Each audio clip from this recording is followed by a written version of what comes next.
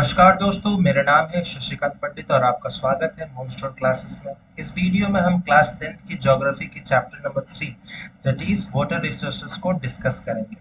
तो ये बहुत ही इम्पोर्टेंट है और बहुत मुश्किल भी नहीं है, इजी चैप्टर है। और इसमें हम तीन इम्पोर्टेंट कंपोनेंट्स पढ़ेंगे वाटर रिसोर्सेज में। वो है वाटर, फिर multipurpose river projects and integrated water resource management और रेन वाटर हार्वेस्टिंग हम इस वीडियो में डिस्कस करेंगे डिटेल में। तो इस वीडियो को अंत तक देखिए और अगर वीडियो अच्छा लगे तो लाइक कीजिए, शेयर कीजिए अपने दोस्तों के साथ एंड चैनल पर नए हैं तो सब्सक्राइब जरूर कर लीजिए। तो चलिए शुरू करते हैं। तो हम लोग मेनली ये तीन कंपोनेंट पढ़ेंगे। वाटर एक्चुअली क्या परसेंटेज है वाटर की, फिर मल्टीपर्पज रिवर प्रोजेक्ट्स जो है उसमें हम लोग डिस्कस करेंगे, फिर वाटर की स्कैरसिटी क्यों है, हमें उसे हार्वेस्ट करने का, उसे स्टोर करने का, कंजर्व करने का क्यों ज़रूरत है, वो सब हम इस वीडियो में डिस्कस करेंगे। तो सबसे पहला जो टॉपिक है वो हमारा वाटर। ठीक है, तो आपको पता है कि अर्थ जो है उसको हम लोग ब्लू प्लैनेट भी कहते हैं। ब्लू क्यों कहते हैं? क्योंकि 70% जो अर्थ का सरफेस है वो क्या है, वो वाटर ही है ना। 70% जो है, या फिर थ्री फोर्थ या 70% ऑलमोस्ट अप्रोक्सीमेटली सेम ही है। 3/4 of the surface of the earth is covered with water. ठीक है, 30% लैंड है, 70% वाटर है। जूनियर क्लासेस में सब पता ही होगा आपको। But only a small proportion of the sum accounts for the fresh water which can be put to use. ठीक है, water is one of the renewables resources. Renewable मतलब हम उसे वापस रिन्यू कर सकते हैं। ठीक है, लेकिन इससे इसको और डिटेल में समझते हैं। वाटर का परसेंटेज एक्चुअल में कितना है, ये तो हमें पता है कि 70% जो है लैंड अर्थ में वो वाटर है। अब 70% में से भी 97% जो है वो ओशन वाटर है। ओशंस और सीज में जो वाटर है वो 97% जो है वो ओशन में आता है, जो कि सॉल्टी वाटर होता है और उसका हम लोग पीने के लिए यूज नहीं कर सकते हैं। ठीक है, बस 3% जो है, ओनली 3% जो है वो फ्रेश वाटर है, वही हमारे यूज काम के लिए है। 97% तो हमारे काम का है ही नहीं। ठीक है, 3% में भी किस तरह से डिवाइडेड है फ्रेश वाटर, तो 3% में भी देखा जाए तो 79% जो है, 3% ऑफ फ्रेश वाटर में 79% जो है वो आइस कैप और ग्लेशियर्स में, जो कि मेनली पोलर रीजन्स में, जैसे नॉर्थ पोल में आर्टिक सर्कल और सदर्न पोल में अंटार्कटिक सर्कल, यहीं पर मेनली आइस कैप्स वगैरह ग्लेशियर्स प्रेजेंट होते हैं। ठीक है, फिर 29% जो है वो ग्राउंड वाटर मतलब जो जमीन के नीचे जो वाटर प्रेजेंट है उसको हम लोग कहते हैं ग्राउंड वाटर। ठीक है, जैसे कि ट्यूबवेल से जो निकलता है या फिर हम लोग कुआं खोदते हैं तो वो क्या होता है, वो सब ग्राउंड वाटर में आता है। तो 29% जो है वो ग्राउंड वाटर है और 1% जो है एक्सेसिबल सरफेस फ्रेश वाटर है, जो सरफेस पे होता है पानी। ठीक है, जैसे रिवर्स, लेक्स, ये सब जो होता है वो सरफेस वाटर है, पॉन्ड्स वगैरह में। तो सिर्फ जस्ट 1% है। ठीक है, अब वो 1% में भी, सरफेस फ्रेश वाटर में भी देखा जाए तो 52% जो है वो लेक्स के पास है पानी। ठीक है, सॉइल मॉइस्चर में 38% है, वाटर वेपर में 8%, रिवर्स में 1% and water with in living organisms, जितने भी लिविंग क्रिएचर्स है, चाहे वो प्लांट्स हो एनिमल्स हो, उसमें भी पानी प्रेजेंट ऑलमोस्ट होता ही है, तो 1% वो भी है। तो ये हमारा परसेंटेज डिस्ट्रीब्यूशन है वाटर का। ठीक है, तो 70% जो अर्थ सरफेस पे टोटल पानी है उसमें से 90% तो हमारे लिए कोई यूज ही नहीं है, जो कि ओशन वाटर और सी वाटर है। वो डायरेक्टली हमारे यूज में तो सच नहीं है, लेकिन हाँ, क्योंकि बहुत सारे एक्वाटिक क्रिएचर्स, बायोडाइवर्सिटी जो है वो ओशंस और सीज में प्रेजेंट होती है, तो इस कारण से, उस वजह से हम इस पर डिपेंडेंट है।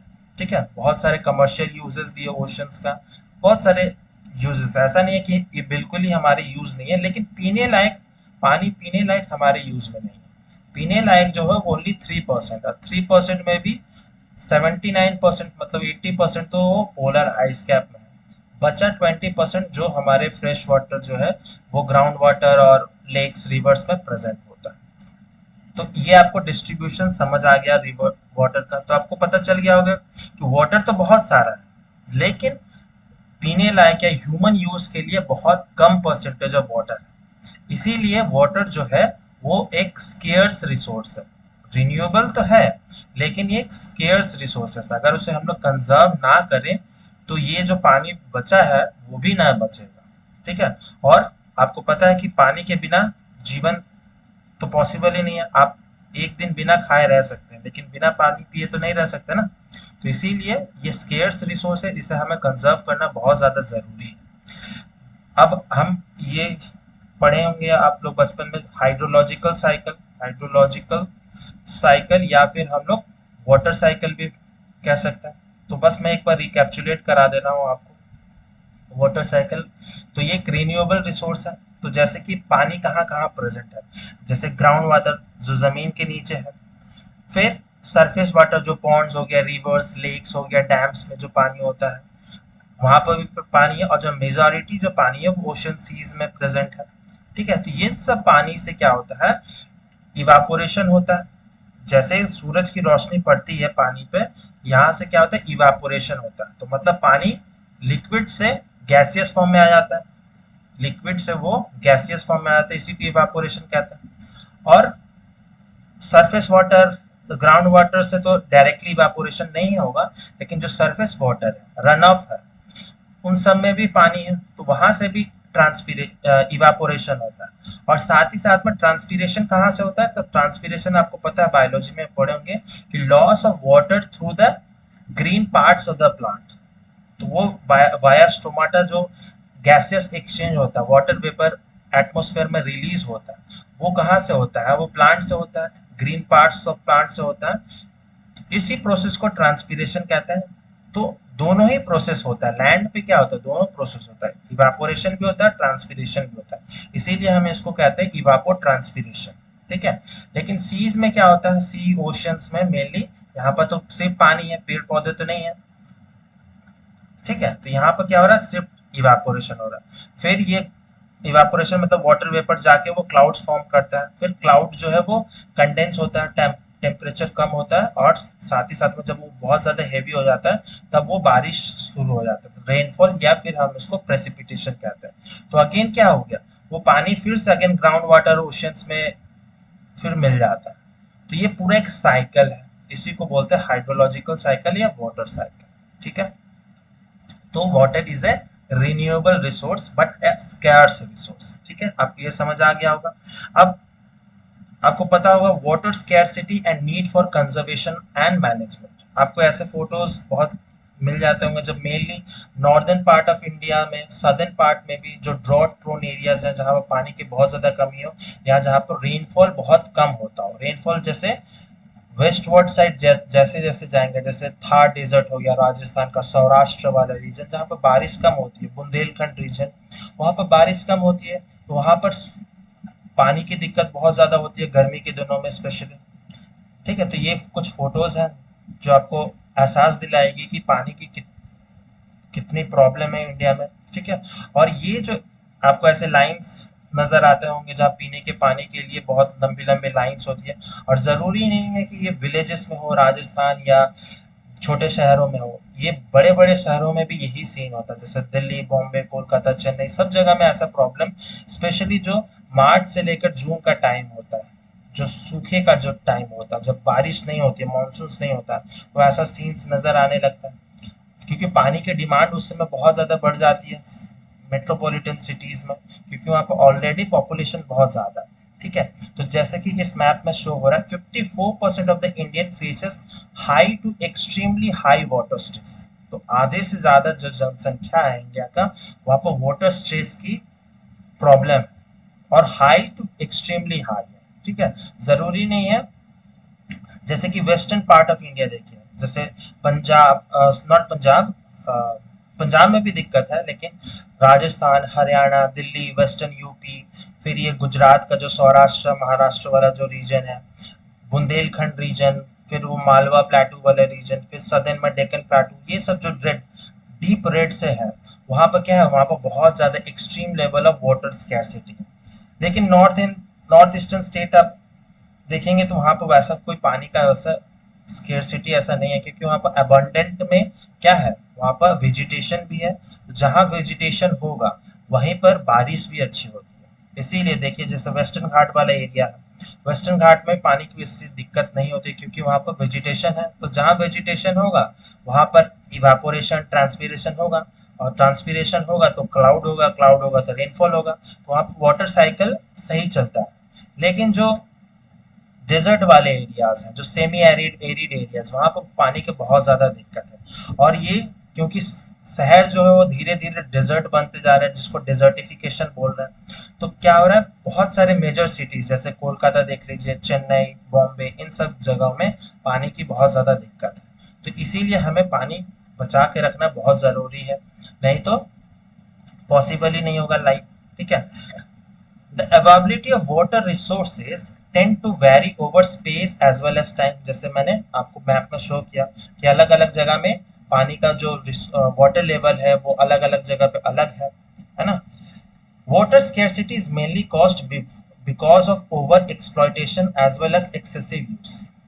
ओवर एक्सप्लॉयटेशन भी होता है, जैसे कि बहुत सारे इंडस्ट्रीज हो गया, या जिनके पास बहुत ज्यादा पैसा है, वो बहुत ज्यादा ओवर एक्सप्लॉइट करते हैं पानी को, क्योंकि उनके पास पैसा है तो वो बहुत ज्यादा पानी यूज करते हैं, है ना। वो पैसा दे देते हैं, पानी का बिल चुका लेते हैं, तो वहां पर क्या हो रहा है, ओवर एक्सप्लॉइटेशन हो रहा है, एक्सेसिव यूज होता है बहुत जगह में। जैसे कि कई कई ऐसे घर हैं अमीरों के जहाँ पे एक ही बंगलों में चार चार पांच पांच स्विमिंग पूल भी होता है ना, फार्म हाउसेस वगैरह में, तो वहां पर एक्सेसिव यूज होता है।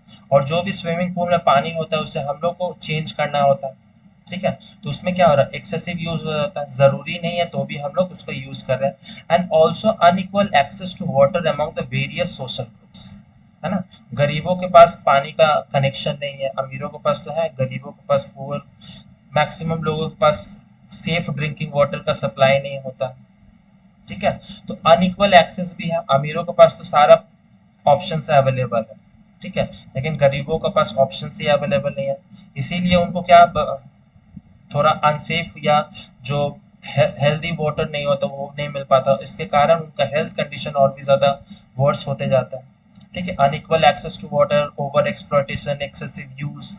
फिर water resources are also being able to be over exploited for the expansion of irrigated areas for dry season agriculture. जैसे बहुत सारे ऐसे इंडिया में स्टेट्स हैं जैसे पंजाब, हरियाणा, वहां पर इरिगेशन के लिए बहुत ज्यादा वाटर यूज किया जाता है। उसके कारण क्या हो गया, ग्राउंड वाटर जो है वो ऐसे स्टेट्स का, वेस्टर्न यूपी, पंजाब, हरियाणा, राजस्थान, इनका ग्राउंड वाटर बहुत नीचे चला गया। ठीक है। तो जिसके कारण वो लोग खेती बहुत ज्यादा करते हैं, एग्रीकल्चरल जोन है वहाँ, वो हमारा, तो वहाँ पर खेती बहुत ज्यादा होता है, तो खेती में ऑब्वियसली इरिगेशन चाहिए, तो इरिगेशन के लिए वो लोग ट्यूबवेल, कैनल वाटर ये सब यूज करते हैं। तो वहां पर क्या हो गया, ग्राउंड वाटर लेवल जो है वो बहुत नीचे चला गया, तो इसी को ड्राई सीजन एग्रीकल्चर जिसको बोलते हैं। ठीक है। In certain areas water is not available properly to need of the people, but certain area still suffer from water scarcity because of the bad quality of water, है ना। बहुत सारे ऐसे इंडस्ट्रीज है, फैक्ट्रीज है, जो अपना वेस्ट वाटर जो है वो रिवर्स में डंप कर देते हैं, सीज में जाकर वो डायरेक्टली डंप कर देते हैं विदाउट ट्रीटिंग देम, है ना। तो वो जो हार्मफुल वेस्ट प्रेजेंट होता है, इंडस्ट्रियल वेस्ट, जो एफ्लुएंट्स होते हैं इंडस्ट्री से, जो लिक्विड या सॉलिड वेस्ट निकल रहा है उसे हम लोग एफ्लुएंट्स बोलते हैं। तो वो जो वेस्ट है वो अनट्रीटेड होता है, उसमें बहुत सारे हार्मफुल केमिकल्स होते हैं, हेवी मेटल्स होते हैं, जो कि वो रिवर्स में मिल जाते हैं, और रिवर्स में मिलने के बाद में क्या होता है, रिवर का जो न्यूट्रिएंट लेवल है बहुत ज्यादा बढ़ा देते हैं, उसमें हेवी मेटल का कंसेंट्रेशन जो है वो बहुत ज्यादा राइज हो जाता है।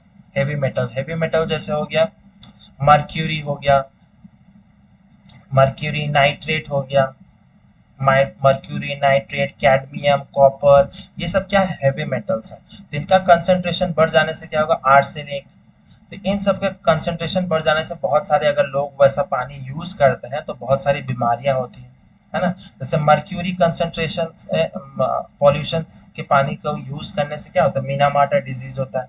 कैडमियम के, अगर कैडमियम प्रेजेंट होता है पानी में तो उससे इटाई एक बीमारी होता है। नाइट्रेट से भी बहुत सारा ऐसे, तो ये हेवी मेटल जितने भी हैं उनसे बहुत सारी ऐसे डिजीज होती है, वाटर बॉर्न डिजीज होती है। और ये मेनली किसे अफेक्ट करते हैं, तो जो lower section of the society के जो लोग हैं, गरीब लोग जो है, क्योंकि अमीर लोगों के पास तो पीने के एक्सेस है है ना। लेकिन अब धीरे धीरे क्या हो रहा है, अब गरीब अमीरों को भी ये पता चल रहा है कि पानी जो है वो स्केर्स है, हम लोग पैसा से खरीद नहीं सकते, है ना। तो उसको कंजर्व करना बहुत ज्यादा जरूरी है। Need for conservation and management of water resource for safeguarding our self against health hazard. अगर हम लोग पानी सेफ ड्रिंकिंग वाटर नहीं अवेलेबल होगा, तो ऐसा अगर पानी खराब पानी पिएंगे बैड क्वालिटी का, तो ऑब्वियसली ऐसे हेल्थ हैजर्ड होंगे, बहुत सारे ऐसे बीमारियां होंगी, वाटर बॉर्न डिजीजेस होंगे। या फिर जैसे कि पंजाब हरियाणा में वाटर लेवल बहुत नीचे चला गया, तो वैसे पानी में क्या होता है, हेवी मेटल्स का कंसंट्रेशन बहुत ज्यादा हो जाता है। तो हेवी मेटल कंसंट्रेशन के अगर पानी को ऐसा पीते हैं तो उससे कैंसर जैसी खतरनाक बीमारियां भी हो जाती है। ठीक है, तो हेल्थ हैजर्ड हो सकता है। For ensuring food security, continuity of livelihood and also for production productive forms of activities। तो फूड सिक्योरिटी भी बहुत ज्यादा इम्पोर्टेंट डिपेंडेंट है वाटर पे, क्योंकि अगर पानी नहीं रहेगा तो इरिगेशन नहीं होगा, इरिगेशन नहीं होगा तो एग्रीकल्चर पॉसिबल ही नहीं है। तो फूड सिक्योरिटी भी डिपेंड करती है पानी पे। और खाना ही नहीं होगा तो लाइवलीहुड कैसे होगा, जिंदा ही नहीं रहेंगे लोग। और जिंदा ही नहीं रहेंगे, हेल्दी ही नहीं रहेंगे, तो प्रोडक्टिव एक्टिविटीज कैसे होगी, जैसे इंडस्ट्रीज वगैरह में या कोई भी सेक्टर्स है वो प्रॉपरली फंक्शन ही नहीं कर पाएगी।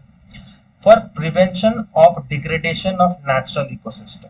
ठीक है, और जो हमारा नेचुरल इकोसिस्टम जो एनवायरनमेंट है, जो अदर लिविंग क्रिएचर्स है, चाहे हम लोग सिर्फ अपने बारे में सोच रहे हैं ना, ह्यूमंस के बारे में, लेकिन और भी बहुत सारे क्रिएचर्स हैं, चाहे वो कीड़े मकोड़े या बड़े जानवर या पेड़ पौधे, सब कुछ, वो भी बहुत ज्यादा उनका इकोसिस्टम जो है वो डिग्रेड हो जाता है और धीरे धीरे उनका भी लॉस होने लगता है। तो नेचुरल इकोसिस्टम को प्रोटेक्ट करने के लिए भी हमें वाटर का कंजर्वेशन करना बहुत ज्यादा जरूरी है। तो ये 3 पॉइंट्स थे, और भी बहुत सारे पॉइंट्स हैं।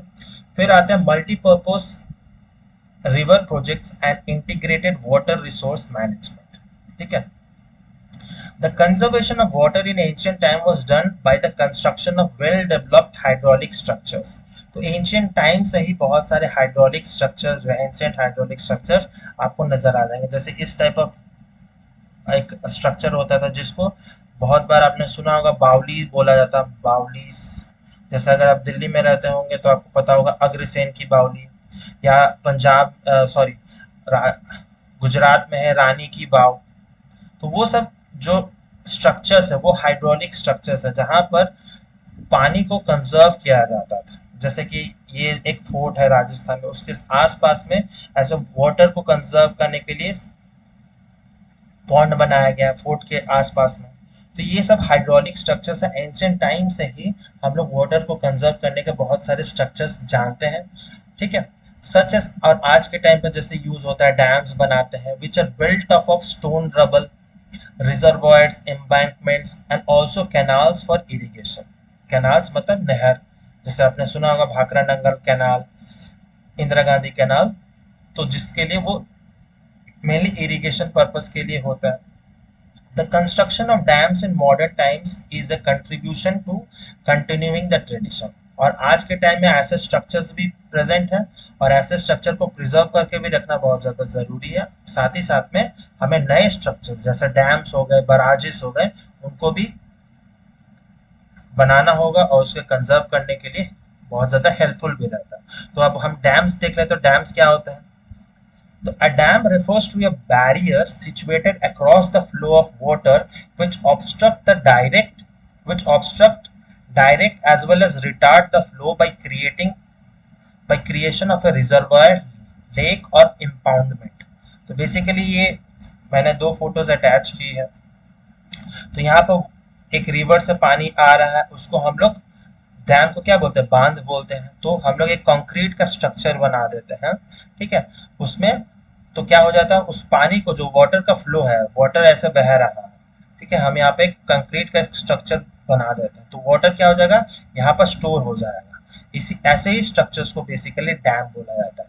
Dam refers to the reservoir which is built rather than referring to the structure. ठीक है, तो ये पूरे स्ट्रक्चर को ही हम लोग डैम बोलते हैं। ठीक है, तो ऐसा नहीं है सिर्फ एक कंक्रीट स्ट्रक्चर को, अगर पानी ही नहीं रहेगा तो वो डैम किस बात का। तो ये पूरे स्ट्रक्चर्स को हम लोग डैम बोलेंगे।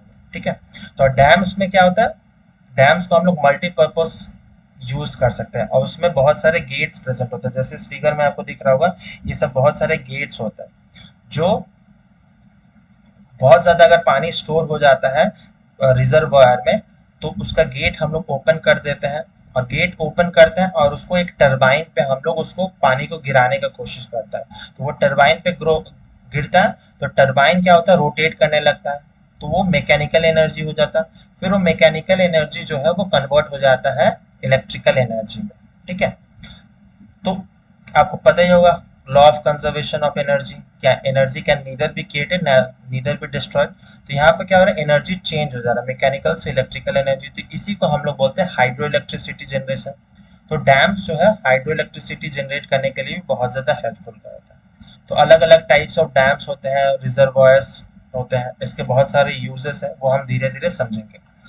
तो यूजेस ऑफ डैम्स क्या है, तो dams are built because of the following reason: for impounding rivers as well as rain water which can be used later for irrigation of the agricultural field। तो water को store करने के लिए, water चाहे वो रिवर का हो, lakes का हो, या फिर रेन वाटर हो, उसको स्टोर करने के लिए, ताकि हम लोग इरिगेशन फैसिलिटीज में या एग्रीकल्चर पर्पस के लिए यूज कर सके। फॉर जनरेशन ऑफ इलेक्ट्रिसिटी, अभी मैंने बताया, जिसको हाइड्रो इलेक्ट्रिसिटी बोलते हैं, पानी से जो बिजली बनता है उसे हाइड्रो इलेक्ट्रिसिटी बोलते हैं। और एट प्रेजेंट देखा जाए तो इंडिया में ऑलमोस्ट 25% के आसपास जो है, जो बिजली बनता है, इलेक्ट्रिसिटी जो बनता है, वो हाइड्रो इलेक्ट्रिसिटी से ही जनरेट होता है। For supply of water for use of domestic as well as industrial uses. ठीक है, तो इंडस्ट्रियल यूजेस के लिए भी पानी जो है वो डैम से ही जाता है, और साथ ही साथ में डोमेस्टिक पर्पज जो हर एक घर में जाता है पानी, वो इसी का पानी जाता है।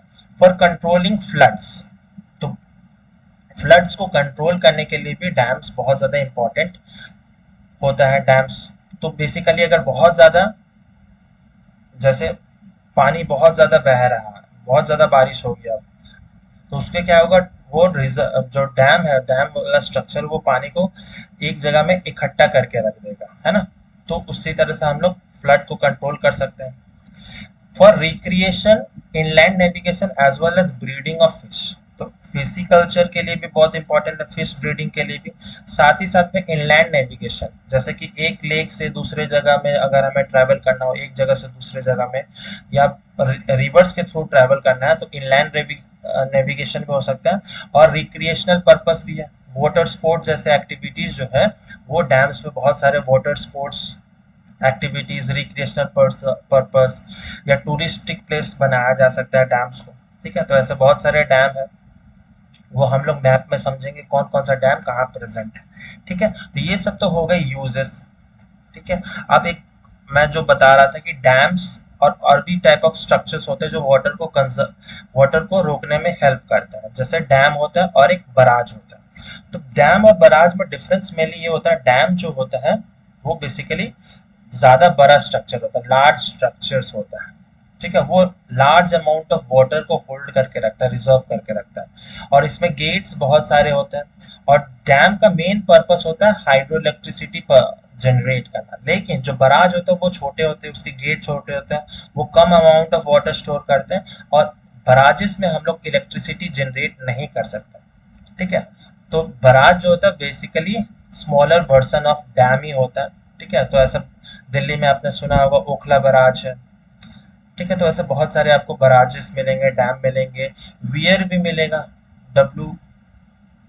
WEIR। तो वियर भी एक टाइप ऑफ एम्बैंकमेंट है जो वाटर को स्टोर करने के लिए हेल्प होता है, जो कि वो बराज से भी छोटा होता है। उसकी जो लेंथ होती है वो, सॉरी हाइट जो होती है वो डैम से और साथ ही साथ बराज से भी छोटा होता है। तो ऐसे बहुत सारे स्ट्रक्चर है जो वाटर को कंजर्व करने में और मैनेज करने में हेल्प करता है। ठीक है, तो साइड इफेक्ट्स ऑफ डैम्स क्या क्या है। ठीक है, तो आपने यूजेस तो पता चल गया, पॉजिटिव्स क्या है, अब नेगेटिव जान लेते हैं। River regulation and damming alter their natural flow resulting in poor sediment flow. तो सबसे पहला है कि जो नेचुरल फ्लो है कोई भी रिवर बॉडी या लेक का, वो सही नहीं होता, तो उसका चेंज हो जाता है, नेचुरल फ्लो चेंज हो जाता है, जिसके कारण सेडिमेंट फ्लो जो है वो भी चेंज हो जाता है। And excessive sedimentation at the reservoir bottoms resulting in rockier stream beds and creating habitat for the river's aquatic life। ठीक है, तो इसके क्या हुआ, जैसे बहुत सारा पानी वो बह रहा है, तो पानी जब भी बहता है उसके साथ साथ में सिल्ट भी आता है। तो अगर यहाँ पर डैम है तो क्या होगा, धीरे धीरे सिल्ट डिपॉजिट होना शुरू हो जाएगा नीचे में, और रिजर्वायर में, तो ऐसे ऐसे करके पूरा सिल्ट जो है वो बहुत ज्यादा इकट्ठा हो जाएगा।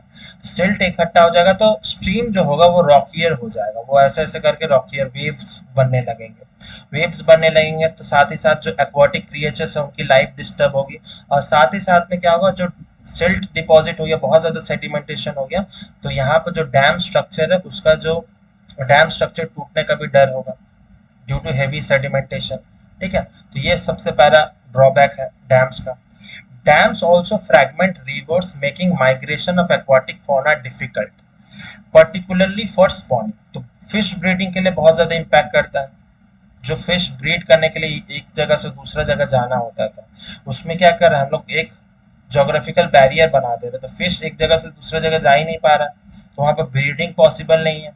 ठीक है, फिर डैम जो है वो रिवर्स को फ्रैगमेंट कर देते हैं, बांट देते हैं, रिवर्स लेक्स को अलग अलग जगह बांट देते हैं। ठीक है, reservoirs formed on the flood plains also submerge the existing vegetation and soil, causing it to decompose over time. Flooding can cause by sedimentation in the reservoir. और अगर बहुत ज्यादा यहाँ पर क्या सेडिमेंट इकट्ठा हो जाएगा तो पानी क्या होगा, वो डैम्स के ऊपर से फ्लो करने लगेगा, और अल्टीमेटली क्या होगा, डैम का स्ट्रक्चर जो है उसको, कंक्रीट का जो स्ट्रक्चर है उसको पूरा ब्रेक कर देगा, और एक बार में बहुत इकट्ठा, बहुत अमाउंट ऑफ पानी जो है वो लोअर पार्ट ऑफ जो रिवर सिस्टम है, वाटर सिस्टम, वहां पर बहुत ज्यादा बहने लगेगा। तो आसपास के जो गांव होंगे, विलेजेस होंगे या पेड़ पौधे होंगे, वो सारा नष्ट हो जाएंगे, है ना। तो ये भी बहुत ज्यादा इम्पैक्ट, नेगेटिव इम्पैक्ट है। Additionally, it was found that multi-purpose projects contributed to pollution due to excessive water use. Pollution भी होता है, वाटर बॉर्न इन्फेक्शंस होता है, पेस्ट हो जाते हैं। Multipurpose projects and large dams have been spark many new social movement. बहुत सारे ऐसे मूवमेंट भी हुए हैं, बहुत ऑपोजिशन भी हुए हैं, जैसे नर्मदा बचाओ आंदोलन, जो नर्मदा नदी पे बनने जो बन चुका है ऑलरेडी। फिर टिहरी डैम आंदोलन, ठीक है, नर्मदा बचाओ आंदोलन मेनली मध्य प्रदेश गुजरात वाले रीजन में था। ठीक है, तो सरदार सरोवर डैम जो बना है नर्मदा नदी पे, वो गुजरात में बना है, तो उस पर भी बहुत ज्यादा सोशल मूवमेंट हो रहा था कि बहुत सारे नेगेटिव इम्पैक्ट से एनवायरमेंटलिस्ट लोग प्रोटेस्ट कर रहे थे। साथ ही साथ में जो टिहरी डैम है आंदोलन, जो उत्तराखंड में पड़ता है, वहां पर भी बहुत सारे प्रोटेस्ट हुए थे। फिर लोकल कम्युनिटीज का एविक्शन होता है, क्योंकि जो आसपास में जो डब्बे डैम्स बनता है, जो आसपास के जो विलेजेस होते हैं उसको खाली कराया जाता है, ट्राइबल्स एरिया जो होते हैं उन्हें खाली कराया जाता है, फिर उनको ठीक तरह से रिहेबिलिटेट नहीं किया जाता, उनको फिर से वापस उनकी जिंदगी खराब हो जाती है, उनका सोर्स ऑफ इनकम जो है वो डिस्ट्रॉय हो जाता है। तो लोकल लोकल कम्युनिटी बहुत ज्यादा प्रॉब्लम होती है उनकी, और मेन प्रॉब्लम यही है। For the benefit of the country as a whole, locals are regularly compelled to give up their land. उनको अपना जमीन देना पड़ता है, मीन्स ऑफ सब्सटेंस, जो काम वो करते थे वो भी सब छोड़ना पड़ता है, फिर वो दूसरी जगह जाके नया लाइफ सेटल करना, फिर से वापस बनाना, तो बहुत ज्यादा मुश्किल हो जाता है। फिर restricted access and to control over the resources, तो बहुत सारे फॉरेस्ट, बायोडाइवर्सिटी लॉस होता है ना। तो इन सब कारण ये सब भी एक नेगेटिव इम्पैक्ट है। Some of the major objections which have arisen are due to the failures in the achievement of the purpose because of which they are built। तो ऐसे बहुत सारे डैम्स हैं जिन पर्पस के लिए वो डैम्स बनाए गए थे, वो पर्पस ही फुलफिल नहीं हो रहे, तो वहाँ के लोग जो है वो उनका फायदा ही नहीं उठा पा रहे डैम्स का। ठीक है, और बहुत ज्यादा एक्सेसिव पैसा भी खर्च हो गया। तो अगर वैसा प्रॉब्लम होता है तो ऑब्वियसली ऑब्जेक्शंस तो होंगे ही। The construction of most of the dams was for controlling floods, but the dams many time triggered flood, है ना। हम लोग पढ़ रहे थे यूजेस में कि डैम से हम लोग फ्लड को कंट्रोल करते हैं, लेकिन ऐसा नहीं है। बहुत बार जो डैम्स है वो फ्लड का भी कारण बन जाते हैं डैम टूटने से। जैसे कि आपने बहुत बार सुना होगा, जैसे बहुत सारे रिवर्स है, जैसे कि कोसी रिवर, कोसी रिवर को कहा जाता है सौरो ऑफ बिहार कहा जाता है, क्योंकि बहुत सारा वो क्या करता है, बाढ़ आता है। फिर दामोदर नदी जो है, दामोदर, उसको कहा जाता है सौरो ऑफ बंगाल, क्योंकि बहुत ज्यादा फ्लड कॉज करता है ना। एक्सटेंसिव सॉइल इरोशन भी होता है, impacts also seen to have caused because of the dam. Soil erosion होता है, बायोडाइवर्सिटी लॉस होता है, aquatic fauna and flora disturb होता है। Excess and merciless use of water has led to earthquakes and caused waterborne diseases as well as pollution and waste। ये सब बहुत सारे ऐसे कारण हैं। तो जितने यूजेस है उतने ही इसके नेगेटिव इम्पैक्ट्स भी है। ठीक है, तो हमें लार्ज डैम के बजाय स्मॉल डैम्स बनाएंगे तो ज़्यादा बेटर रहेगा। लार्ज डैम से ज़्यादा डिस्ट्रक्शन होगा। स्मॉल डैम्स अगर रेगुलर इंटरवल पे हम लोग बनाते हैं चेक डैम्स, तो उससे ज़्यादा बेनिफिट मिलता है बजाय लार्ज डैम के, क्योंकि लार्ज डैम के इम्पैक्ट बहुत ज़्यादा होता है, स्मॉल डैम्स का उतना नहीं होता। तो जैसे कि इस पिक्चर में आपको बहुत अच्छे से समझ आ जाएगा, जैसे कि ये रिजर्वॉयर है और ये डैम है जो कंक्रीट का स्ट्रक्चर है ना। तो अपस्ट्रीम में क्या हो जाता है, अपस्ट्रीम में सिल्टेशन बहुत ज्यादा होता है। सिल्टेशन मतलब सिल्ट आके यहाँ पर इकट्ठा होने लगता है, इधर में सिल्ट इकट्ठा होने लगता है। फिश यील्ड जो है अपस्ट्रीम में बढ़ जाता है क्योंकि यहाँ पर पानी हमेशा रहता है, लेकिन जो लोअर वाले स्ट्रीम है यहाँ पर पानी का लेवल बहुत कम है, शैलो वाटर है, तो यहाँ पर फिश का यील्ड जो है वो डाउनस्ट्रीम में कम हो जाता है। ग्रीन हाउस गैस का एमिशन जो है वो पानी में ज्यादा होता है, जहां पर पानी ज्यादा होगा ही। फिर मर्क्यूरी कंटामिनेशन, जितने भी हेवी मेटल्स वहां पर कंटामिनेशन भी ज्यादा होगा। ठीक है। फिर डाउनस्ट्रीम में क्या हो रहा है, सेडिमेंट सप्लाई तो सारा यहीं पर रोक दिया गया है, तो नीचे जो है सेडिमेंट ही नहीं मिलता है। न्यूट्रिएंट सप्लाई भी बहुत कम हो जाता है।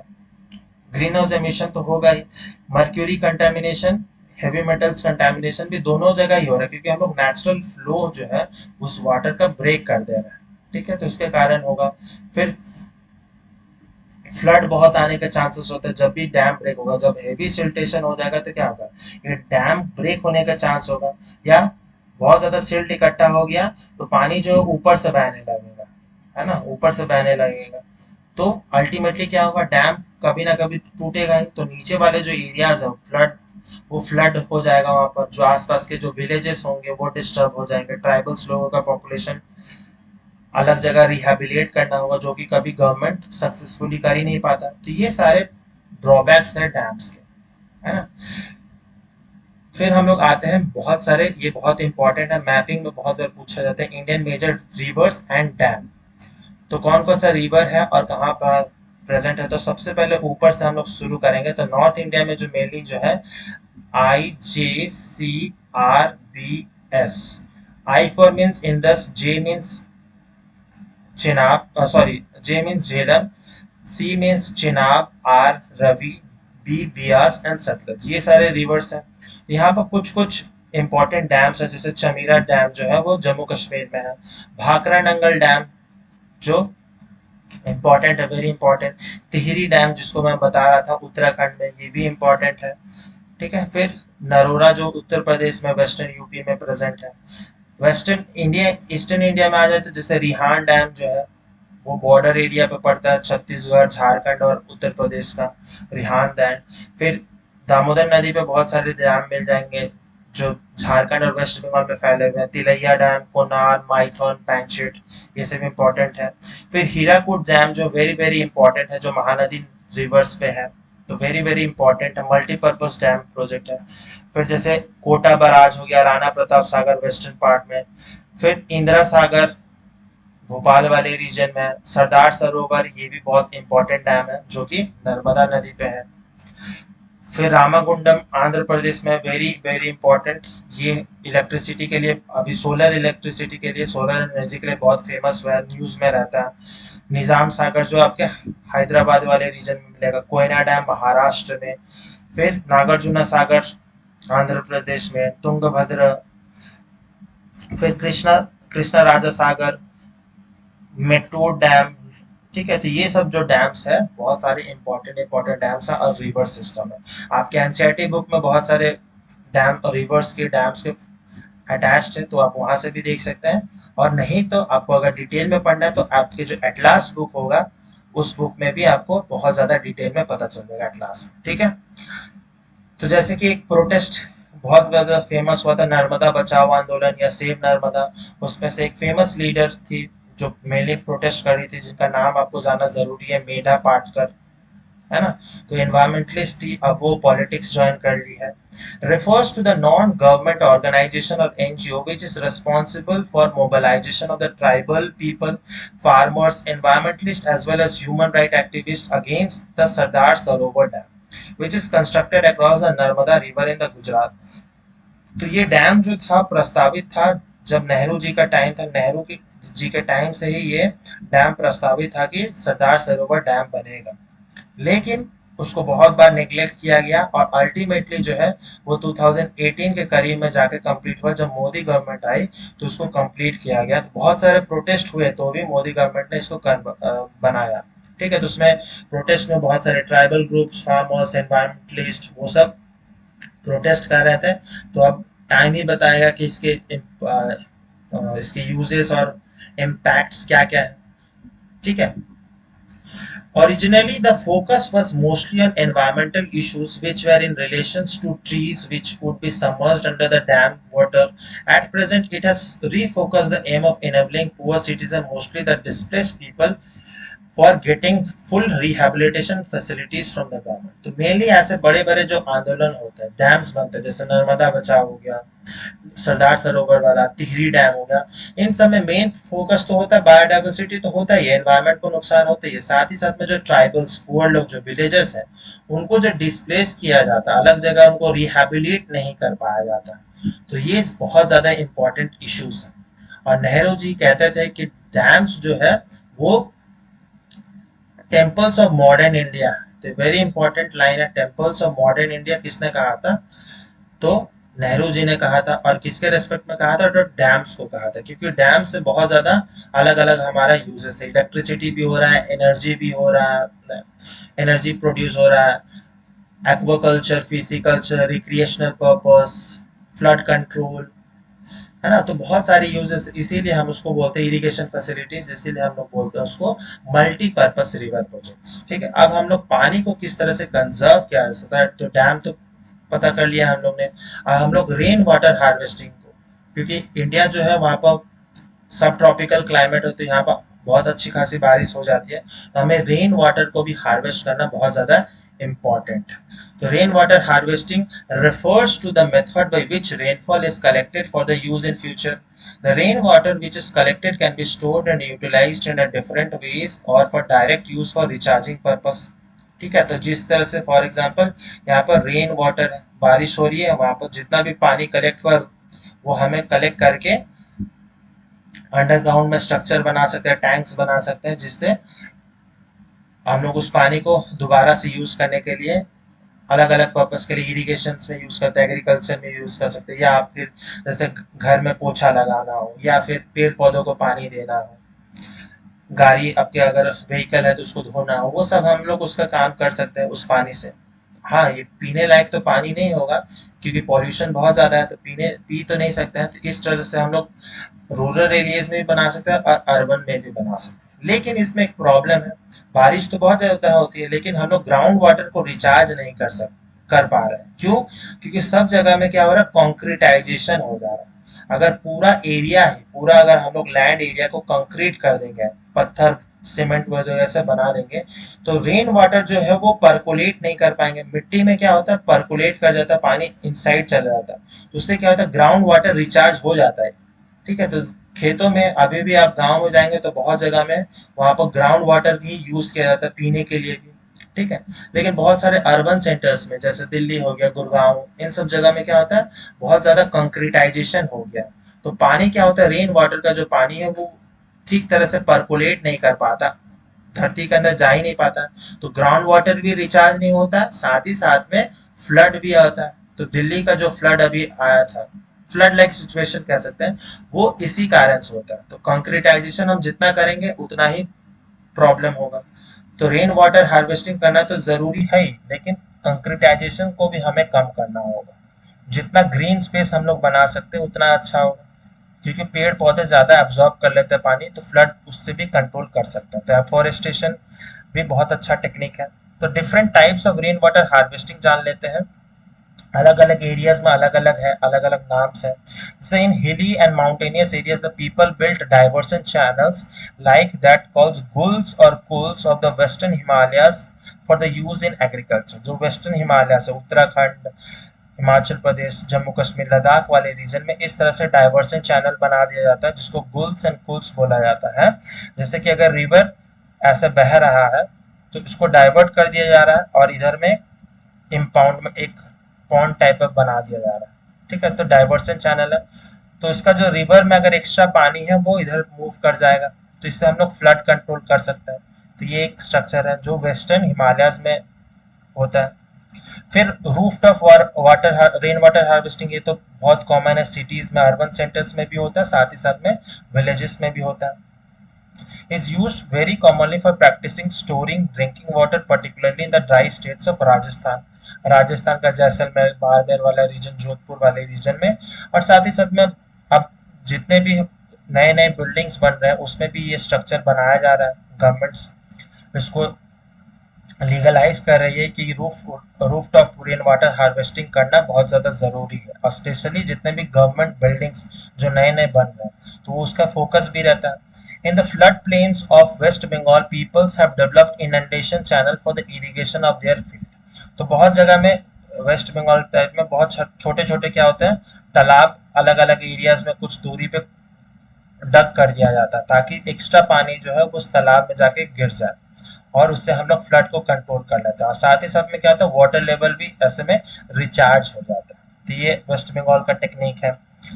फिर in case of both arid and semi-arid areas, agricultural areas have been converted to rain-fed storage structures which are allowed the water to stand and also provide moisture to the soil, which is known as khadins in Jaisalmer and also johads in the part of Rajasthan।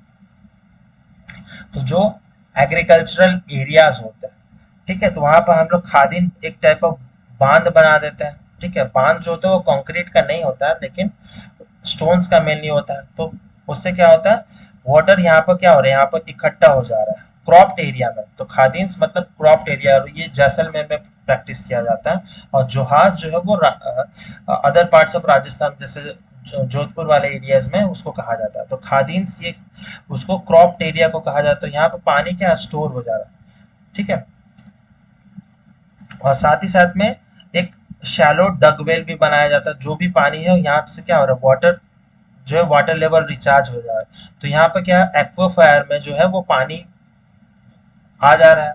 ठीक है, तो पानी जो आ जा रहा है वो हमारा ग्राउंड वाटर लेवल को भी रिचार्ज कर दे रहा है। तो खादीन्स वाला जो सिस्टम है वो मेनली सूखे एरिया में, जहाँ बारिश बहुत कम होती है, वहां पर यूज किया जाता है, जैसलमेर वाले एरिया में। ठीक है, फिर जो टंकास सिस्टम है, the tankas are important and well developed rooftop rainwater harvesting and are built mostly inside the main houses or in the courtyard, mainly practiced in Rajasthan for saving rainwater like Bikaner and Barmer region में इस type of structures होता है। घर के आसपास आपको दिखते होंगे, जो भी पानी बारिश थोड़ी बहुत भी होती है वो उसका पानी इसमें स्टोर करके रखा जा रहा है। ठीक है, तो ये बहुत ज़्यादा ये एंशियंट टेक्निक्स है, लेकिन आज भी ये बहुत ज़्यादा फुल प्रूफ होता है और बहुत हेल्पफुल भी होता है, और इसमें एनवायरमेंटल डैमेज भी बहुत कम होता है। फिर Tamil Nadu is one of the first states in India to make it compulsory for the construction of roof top rain water structures across the states and legal provisions are present for violation of the state। तो बहुत अच्छा initiative है Tamil Nadu government का, ये उनका state का proposal है कि हर घर बनेगा या गवर्नमेंट बिल्डिंग्स होंगी वहां पर roof top rain water structures बनाना कंपलसरी है। अगर नहीं होता है, अगर कंपलसरी आप नहीं बनाते हैं, कोई भी कमर्शियल बिल्डिंग हो तो आपको फाइन देना पड़ता है। कमर्शियल बिल्डिंग हो या मेनली जितने भी गवर्नमेंट स्ट्रक्चर्स होते हैं, गवर्नमेंट बिल्डिंग्स होते हैं, वहां पर रेन वाटर स्ट्रक्चर्स बनाना कंपलसरी है, नहीं तो फाइन लगता है बहुत। तो ये इम्पोर्टेंट है और हम ये बहुत अच्छा इनिशिएटिव है, और बाकी स्टेट्स को भी ऐसे फॉलो करना चाहिए जहां पानी की बहुत ज़्यादा दिक्कत है। ठीक है, फिर और एक समझ लेते हैं रेन वाटर हार्वेस्टिंग के बाद में बैम्बू ड्रिप इरिगेशन सिस्टम। तो rain water harvesting from roof tops in the most common practice in the Shillong Meghalaya. आपको पता है जो सबसे वेटेस्ट प्लेस ऑन अर्थ कौन सा है, तो मौसिन राम, जो कि मेघालय में है, चेरापूंजी के बहुत ज़्यादा नज़दीक, वहाँ पर बहुत ज़्यादा बारिश होती है, वर्ल्ड का वेटेस्ट प्लेस है, सबसे ज़्यादा बारिश वाला एरिया।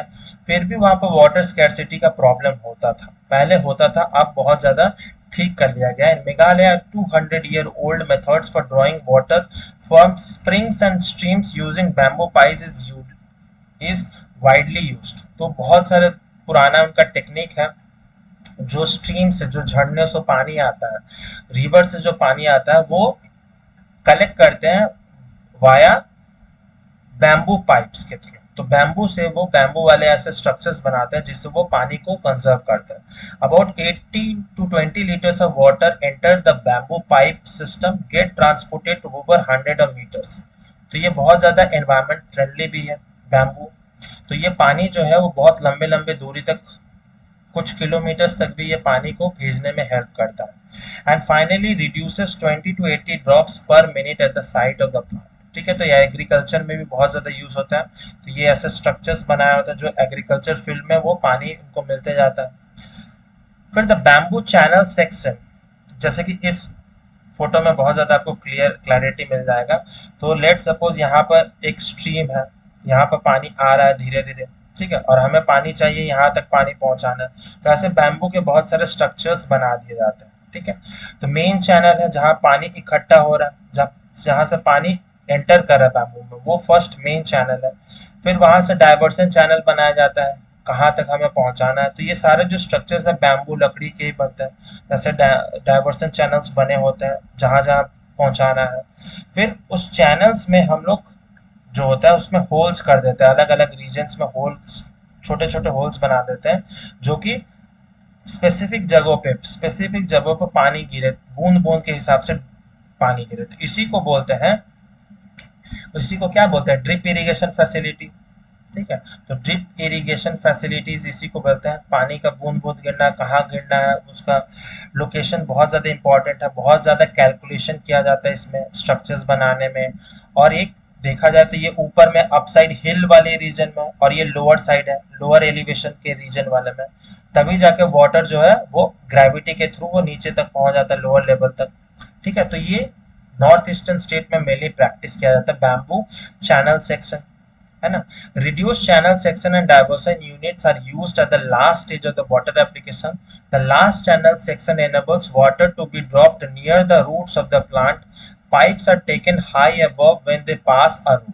और जब वो रोड से पास करते हैं या कोई अलग स्ट्रक्चर से पास करते हैं, उस तरह से उसे मैनिपुलेट किया जाता है। तो ये अलग अलग स्ट्रक्चर्स हैं, अलग अलग रीजन्स में किस तरह से पानी को कंजर्व किया जाता है। तो उम्मीद करता हूँ आपको इस वीडियो से बहुत कुछ सीखने समझने मिला होगा। अगर वीडियो अच्छा लगा है, बहुत कुछ सीखने मिला है, तो ज़रूर लाइक कीजिए, कमेंट कीजिए कैसा लगा है वीडियो, शेयर कीजिए अपने दोस्तों के साथ, और सब्सक्राइब ज़रूर कर लीजिए। और नोटिफिकेशन पाने के लिए बेल आइकन को ज़रूर हिट कर दीजिए। अगर कोई डाउट है या कंटैक्ट करना चाहते हैं तो आप इंस्टाग्राम पे कंटैक्ट कर सकते हैं। मिलेंगे नेक्स्ट वीडियो में। टिल देन बाय बाय, जय हिंद।